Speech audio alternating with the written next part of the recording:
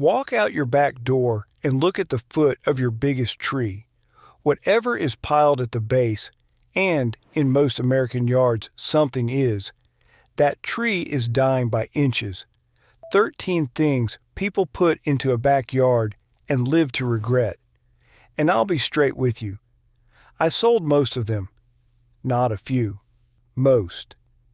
Nearly every item came off a shelf I stood behind for 34 years, with a tag I did not write and never thought to question. 2 of the 13 are not what you have been told, and I'll show you where the story went wrong. One of them is now banned outright in 4 states, and one of them can make you legally liable to your neighbor. Number 1 is what is sitting at the foot of that tree. Number 13, the edging, scalloped concrete blocks, or the black plastic strip with the round lip on top. Every garden center in America sold pallets of both.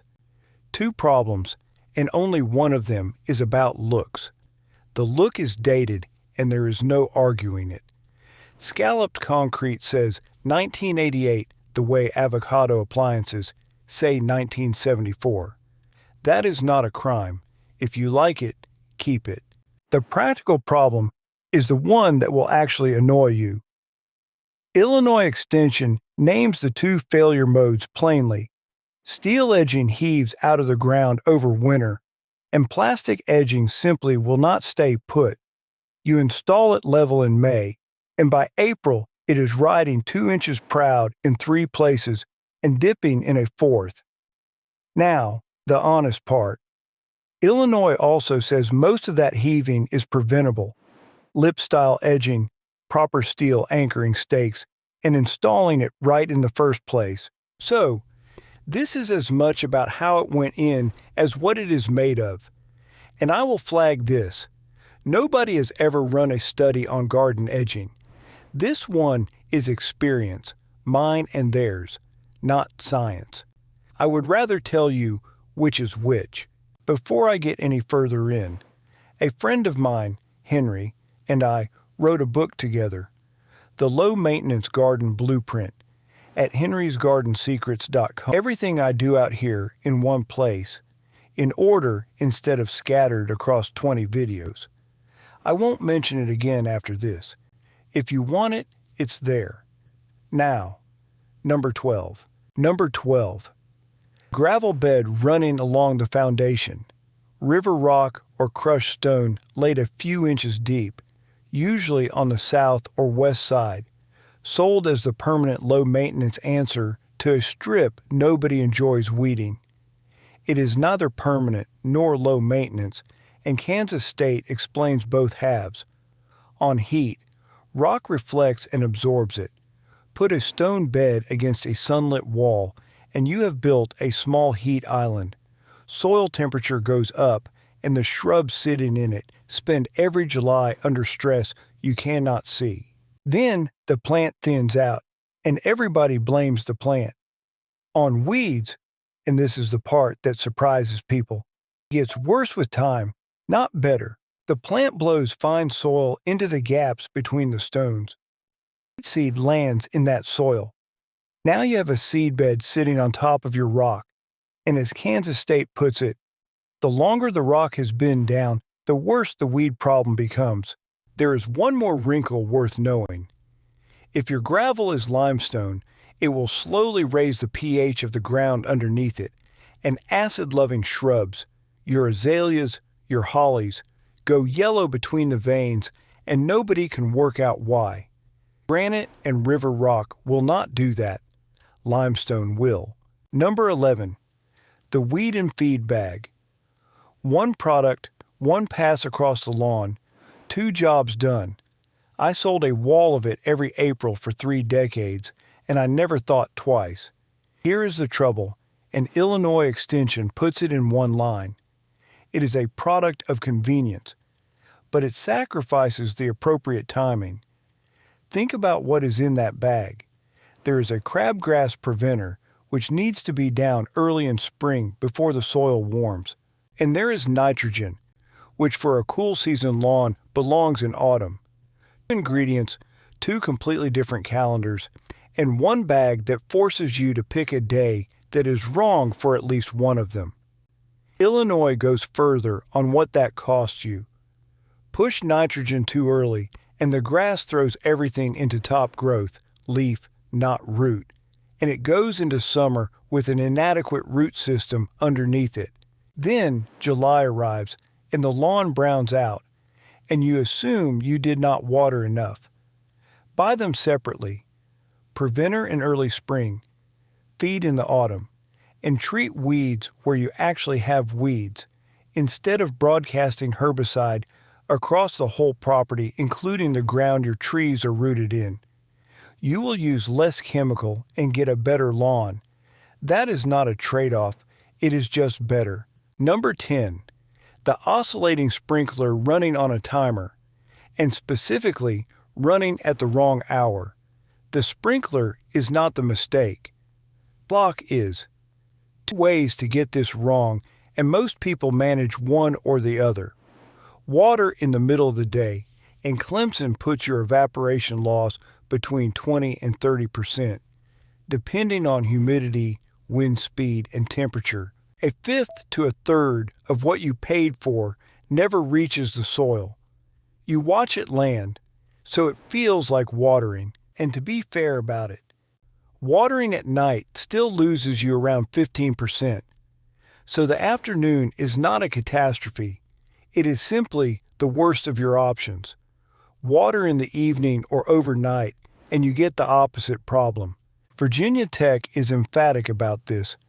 Night watering greatly increases the chance of fungal disease because the leaf blades stay wet for hours in the dark. Every lawn disease that matters wants exactly that. So, early morning. Start it so it finishes around 5. The blades dry as the sun comes up and nothing sits wet. And while the timer's out, 1 inch a week, all at once, not 15 minutes every evening. Virginia Tech again. Light frequent watering promotes shallow roots and germinates weed seed. Water little and often, and you are irrigating your crabgrass on purpose. Put a tuna can on the grass and run your sprinkler until there is an inch in it. Now you know how long your zone takes, and you never have to guess again. Right, a favor, and then the ones that cost real money. Tell me in the comments which of these 13 is in your yard right now and put your state next to it. I read every one. And if you are about to tell me the concrete edging is staying, that is fine. I want to know what people actually have, not what they should have. Number 9. Dyed mulch, the black and the red. And this one is a correction because the story going round is wrong in an interesting way. You have been told the dye is toxic. It is not. The University of Massachusetts is direct about it. There is no evidence that the dyes used to color wood chip mulch are toxic. The red is iron oxide, the same compound as rust. The black is carbon black, which is the purified carbon they put in printer ink and cosmetics. That is the myth dealt with. Here is the real problem, and it is worse than the one people worry about. It is not about the dye. It is about what is underneath the dye. Most colored mulch is not bark. It is ground up recycled wood, pallets, offcuts, and wood reclaimed from construction and demolition. And UMass says plainly that some of that waste wood is contaminated with creosote and with CCA, which is the old arsenic-based timber treatment. Report soil contamination where colored mulch has been applied. You cannot see that. The point of the dye is that it makes every source look the same. So if you like the look, buy it from somewhere that can tell you what the wood was, and keep it out of the vegetable garden entirely. That is a line I would not cross for the sake of a color. Number 8. Rubber mulch. Shredded tires, sold as the mulch you buy once. Never rots, never blows away, never needs topping up. On the shelf, it looks like the end of an annual chore. Washington State University reviewed the literature on this and their conclusion is one sentence with no hedging in it. Rubber should not be used as a landscape amendment or mulch. 3 reasons, and take them in order. Zinc. Tire rubber runs as high as 2% zinc by weight. A number of landscape plants take that zinc up and accumulate it, in some cases to the point of death. You are slowly feeding a heavy metal into the ground your shrubs are standing in. It is not permanent. That is the entire sales pitch, and it is false. Rubber is broken down by microbes like anything else. It just takes longer. And as it goes, it releases metals and other compounds into your soil. And fire. Ground rubber ignites more easily than wood chips, and it is markedly harder to put out. If it is against your house, think about that for a second longer than the catalog wants you to. I sold it. It came in on a pallet with a photograph of a playground on the bag, and I had no reason to doubt it. I would not put it in a border now. Number 7. The tree somebody planted 15 feet from the foundation. This is the one that tops most lists of this kind, and I need to take it apart, because the reason everybody gives is not true. You have heard that tree roots crack house foundations. They do not. Roots do not have the force to break sound concrete, and they do not go looking for it. What roots do is follow cracks and voids that are already there, which is exactly why the plumber pulls roots out of a broken sewer line, and everybody draws the wrong conclusion. Extension work sets out the real mechanism, and it is worth understanding because it tells you when to actually worry. On shrink-swell clay soil, a large tree in a drought pulls enormous quantities of water out of the ground. The clay shrinks, the footing settles unevenly, and the house cracks. That needs 3 things at once: expansive clay, a big tree, and a dry summer. No clay, no problem. Where roots genuinely do lift things is your driveway, your path, and your patio, because those sit straight on the soil with no footing under them. That part is completely real, and people mix the 2 things up constantly. So do not let anybody sell you a foundation repair on account of your dogwood. Now, while we are on trees, my own confession, and it is the biggest thing I got wrong in 34 years. I told people to dig a generous hole and backfill it with good rich compost. Everybody taught that. Washington State's review found the opposite. Plants put back into plain native soil consistently established better roots and grew more vigorously. What I had people building was a flower pot in the ground. The roots edge of that soft, amended pocket turned and circled inside it rather than going out into the real soil. Dig wide and shallow. Backfill with what came out of the hole. Put the compost on top as mulch where it belongs. Number 6. Landscape fabric.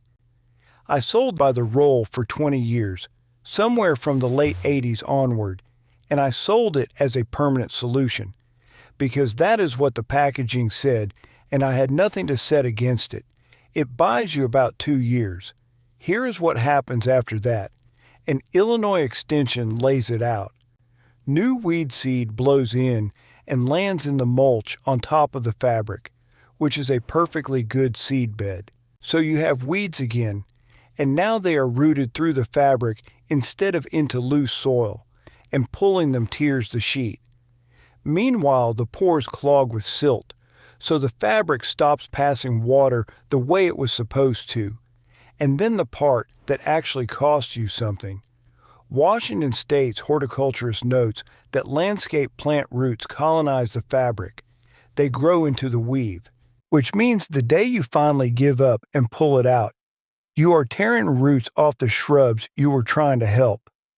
Her summary is that fabric becomes a high-maintenance problem for appearance, weed control, and plant health, all 3.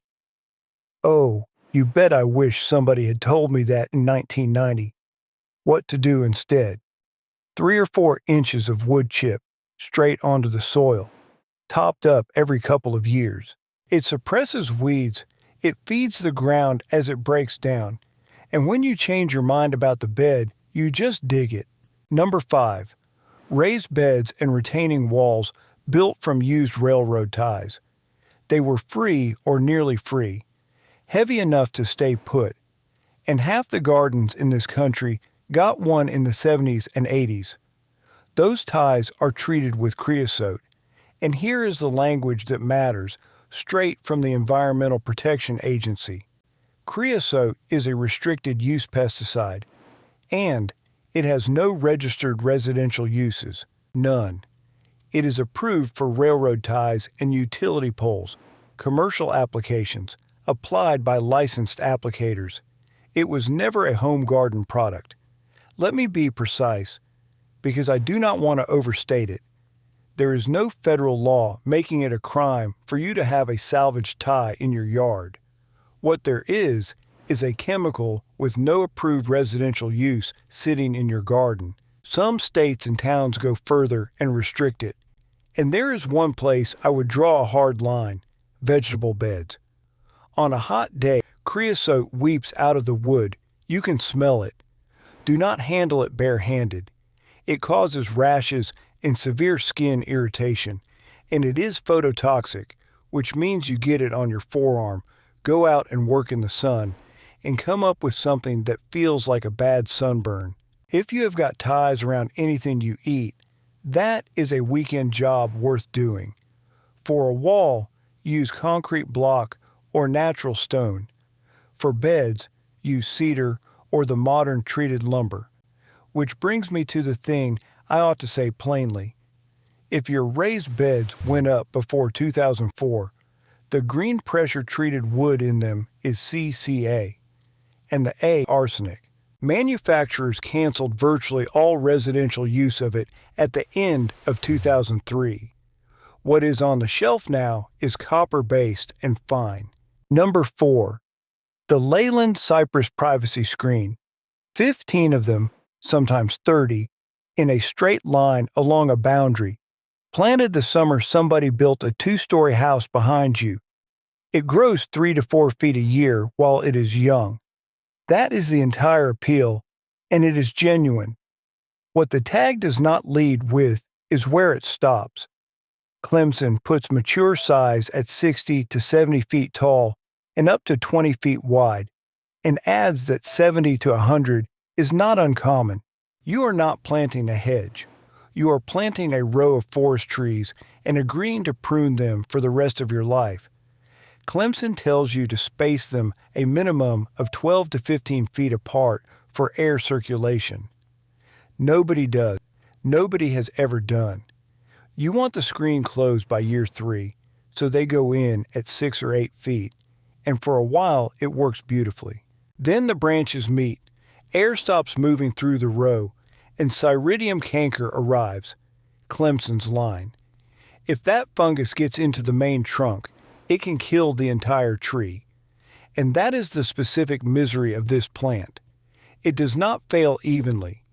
It fails one tree at a time, in the middle, and you cannot replace it.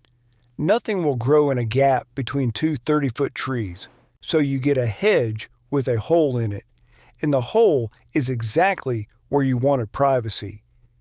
Add bagworm, which Clemson says can kill a plant outright in a heavy infestation, and drought stress, which makes the canker markedly worse. If you need a screen, mix the species. 3 or 4 different greens along that line, and one disease cannot take the lot. Number 3. The Bradford pear, calorie pear if you want the family name. White in April before anything else has moved. A perfect lollipop shape, cheap, and it grew fast. It was a tree of choice for every new subdivision in America for 30 years, and I sold hundreds. 2 separate problems, and each on its own would put it on this list. Structure. North Carolina State explains it. The branches come off the trunk at very tight angles, and the tree grows fast, so the unions are weak. Their words, It can break under its own weight, and mild or moderate storms cause excessive branch and main stem breakage. You do not lose a twig. You lose a third of the tree, usually onto something, and it escapes. It was sold as, and a single tree on its own more or less is. But plant two different calorie varieties within range of each other, and they cross-pollinate, and the seedlings are fertile, thorny, and they go. They form dense thickets in old fields and along roadsides with nothing growing underneath. States have moved on it. Ohio made it illegal to sell, grow, or plant as of January 1st, 2023.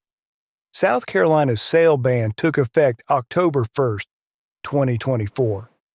Pennsylvania's came in through 2024. Missouri banned the sale in 2025. Now hear the limit of that, because people panic.